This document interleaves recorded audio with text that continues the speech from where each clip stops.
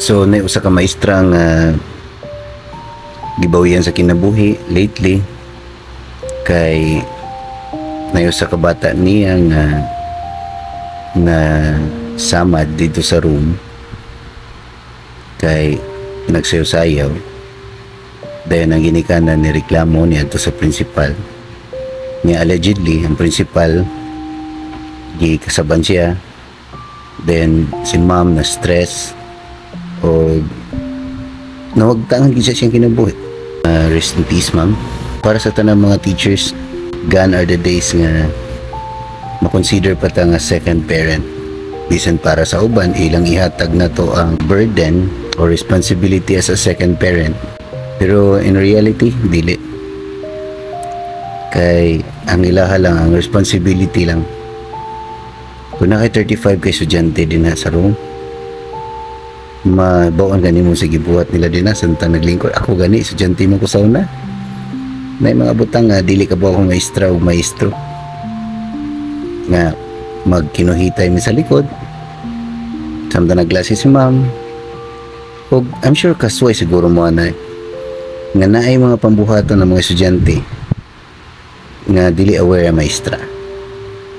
Kung kana pa lang nga scenario yan ay may tabo sa isa estudyante sa room, lisura no, kanang lihok sa bata. Pero since responsibility mo gyapon sa maestra, sakto man sa responsibility sa maestra kay naman siya sa room. Pero ambot lang ha, so mga teachers, ang ako arag yung masulti kay kung na may tabo sa room, labi na si estudyante, ikay unag kontak sa parent, ikay unag pahibalo niya, paubos lang ta.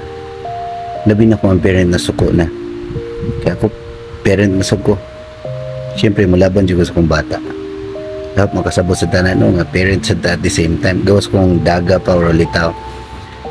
So kung naamang gani problema na itabo sa room, pay bawal una ang parents, dayon unhida ng principal, ayaw pabuta nga ang parent may mo contact nimo or ang parent may mo contact sa principal, dayon ang principal na mo call out nimo. Unhidaan silang duha. At least that way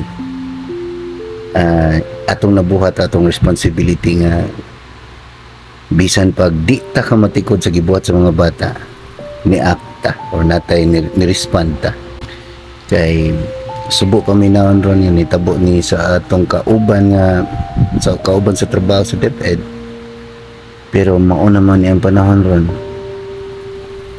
dili na kayo dako ang pagtanaw sa mga tao ron, sa mga teachers.